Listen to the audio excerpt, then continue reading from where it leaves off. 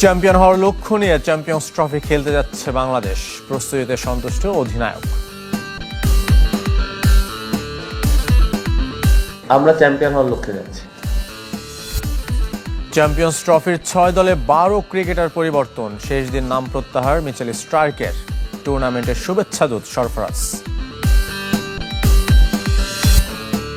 Champions লিগে রাতে নামছে বায়ার্ন মিউনিখ, প্রত্যাবর্তনের আরেক গল্প লিখে ম্যান সিটিকে হারালো রিয়াল মাদ্রিদ।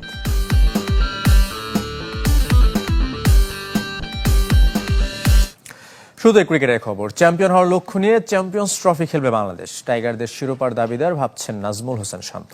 প্রস্তুতিতে সন্তুষ্ট অধিনায়ক, ব্যাটিং অর্ডার নিয়েও দুশ্চিন্তার কিছু দেখছেন না। গেল বছর পাকিস্তানের সুখস্মৃতি ক্রিকেটারদের অনুপ্রেরণার রসদ। Suited বুটেড team Bangladesh. Home of ক্রিকেটে অল্প সময়ের জন্য ফর্মাল ড্রেসে টাইগাররা। চ্যাম্পিয়ন্স ট্রফি খেলতে যাওয়ার আগে রীতি মেনে ফটো সেশন। ক্যামেরার সামনে হাস্যোজ্জ্বল পুরো দল। ছবি তোলায় তাদের সঙ্গী বিসিবি সভাপতি ফারুক আহমেদ ও cricket operations chairman Nazmul Abedin Fahim.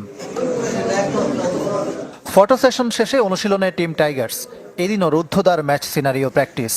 তার আগে চ্যাম্পিয়ন্স ট্রফিতে বাংলাদেশকে নিয়ে বড় স্বপ্ন দেখান অধিনায়ক নাজমুল হোসেন শান্ত। আমরা চ্যাম্পিয়ন হওয়ার লক্ষ্যে যাচ্ছি। 8টা টিমই ডিজার্ভ করে চ্যাম্পিয়ন হওয়ার জন্য, এবং এই 8টা কোয়ালিটি টিম, এবং আমি বিশ্বাস করি আমাদের টিমের ওই অ্যাবিলিটি আছে।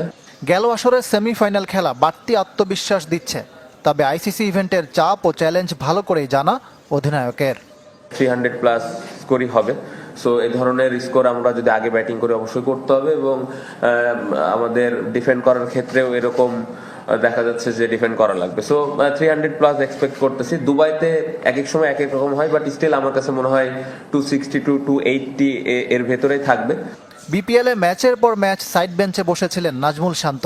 চ্যাম্পিয়ন্স ট্রফিতে ফরম্যাট ভিন্ন হলেও ম্যাচ ঘাটতি আছে। অবশ্য কম ম্যাচ খেলার ইতিবাচক দিকও খুঁজে নিয়েছেন অধিনায়ক।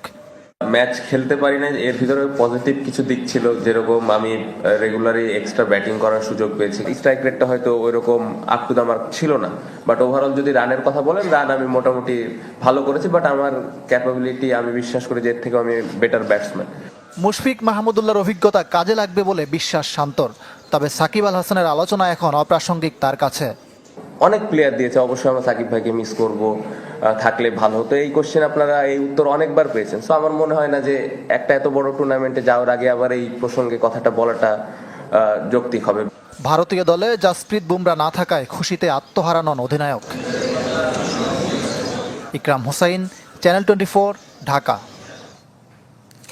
নক্ষত্র পতনের আসর যেন চ্যাম্পিয়ন্স ট্রফি, সে ধারাবাহিকতায় এবার অস্ট্রেলিয়া স্কোয়াড থেকে নিজেকে সরিয়ে নিলেন মিচেল স্টার্ক।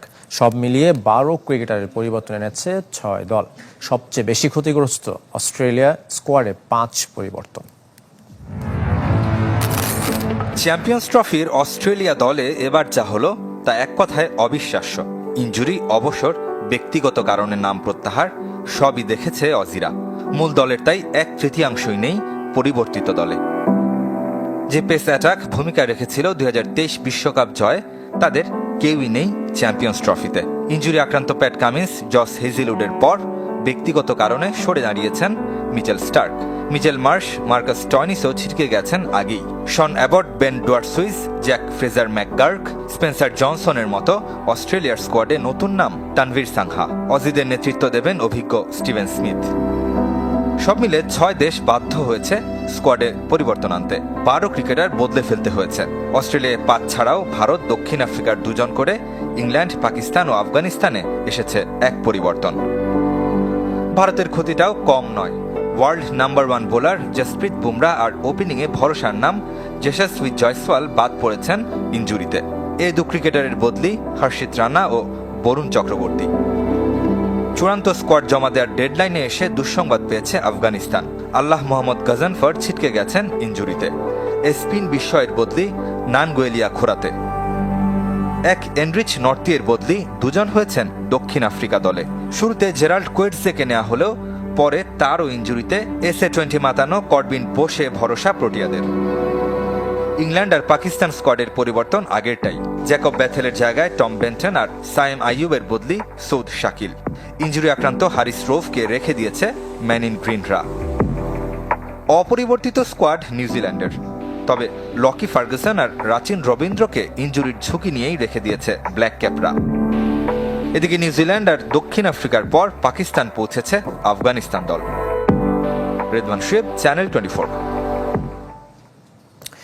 এদিকে চ্যাম্পিয়ন্স ট্রফির শুভেচ্ছা দূত হলেন সরফরাজ আহমেদ। আসর শুরুর এক সপ্তাহ আগে পাকিস্তানের সাবেক অধিনায়কের নাম তালিকায় দিয়েছে আইসিসি। বাকি তিনজন ভারতের শিখর ধাওয়ান, নিউজিল্যান্ডের টিম সাউদি ও অস্ট্রেলিয়ার শেন ওয়াটসন। 2017 সালে সরফরাজের নেতৃত্বে সবশেষ চ্যাম্পিয়ন্স ট্রফি জিতেছিল পাকিস্তান। টুর্নামেন্টের প্রচারণায় কাজ করবেন সরফরাজ, শিখর ধাওয়ানরা।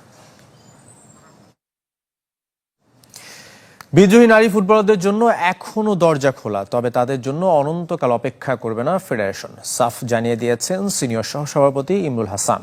আর শৃঙ্খলার প্রশ্নে মেয়েদের ছাড় না দেওয়ার পরামর্শ দিয়েছেন আলফাজ আহমেদ।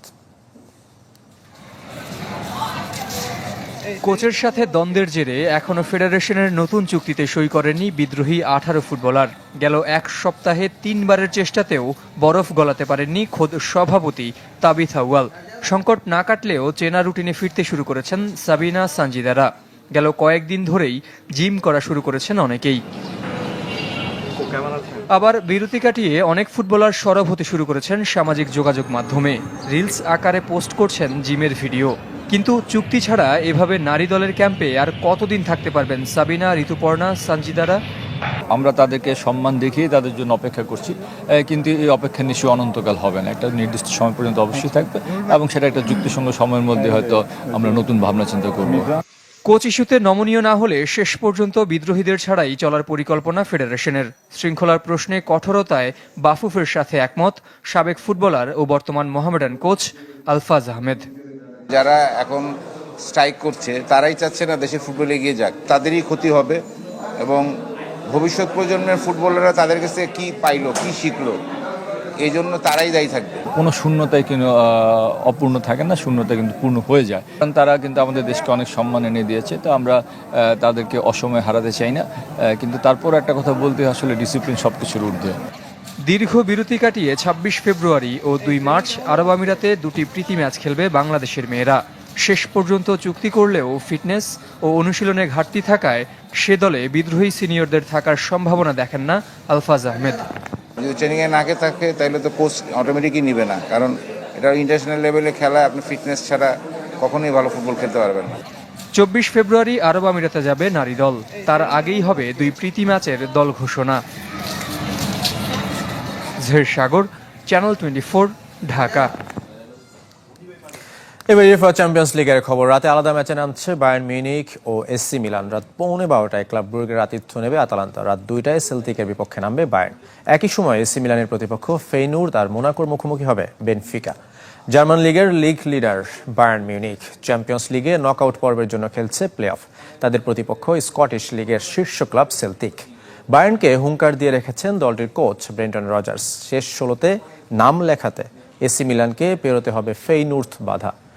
সে মিশনে ডাচ ক্লাবটির বিপক্ষে শুরুতে অ্যাওয়ে ম্যাচ ইতালিয়ান জায়ান্টের। ইউরোপের জায়ান্ট ক্লাবগুলো খেলায় প্লে অফ রাউন্ডই বাড়তি আকর্ষণ হয়ে দাঁড়িয়েছে চ্যাম্পিয়ন্স লিগের। এদিকে শেষ 16 সম্ভাবনা ভালোভাবেই টিকে রইল রিয়াল মাদ্রিদের। নকআউটের প্লে অফের হাই ভোল্টেজ ম্যাচে দুবার পিছিয়ে পড়েও ম্যানচেস্টার সিটিকে 3-2 গোলে হারিয়েছে আসরের সর্বাধিক চ্যাম্পিয়নরা। অন্য ম্যাচে ব্রেস্টকে 3-0 গোলে হারিয়েছে প্যারিস সান জার্মেই। স্পোর্টিং লিসবনের বিপক্ষে একই ব্যবধানে জয় ব্রুসিয়া ডর্টমুন্ডের। আর পিএসভির বিপক্ষে ইউভেন্টাস জিতেছে 2-1 ব্যবধানে। ইতিহাদে 50,000-এর বেশি দর্শক সিটির হারের সাক্ষী হয়েছেন। যদিও শুরুতে আর্লিং হল্যান্ডের গোলে এগিয়ে যায় ম্যান সিটি। দ্বিতীয়ার্ধে কিলিয়ান এমবাপ্পে ম্যাচে ফিরিয়েছেন রিয়ালকে।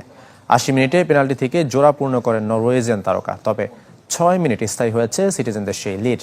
বদলি হিসেবে নেমে ব্রাহিম দিয়াজ সমতায় ফিরিয়েছেন লস ব্লাঙ্কোদের।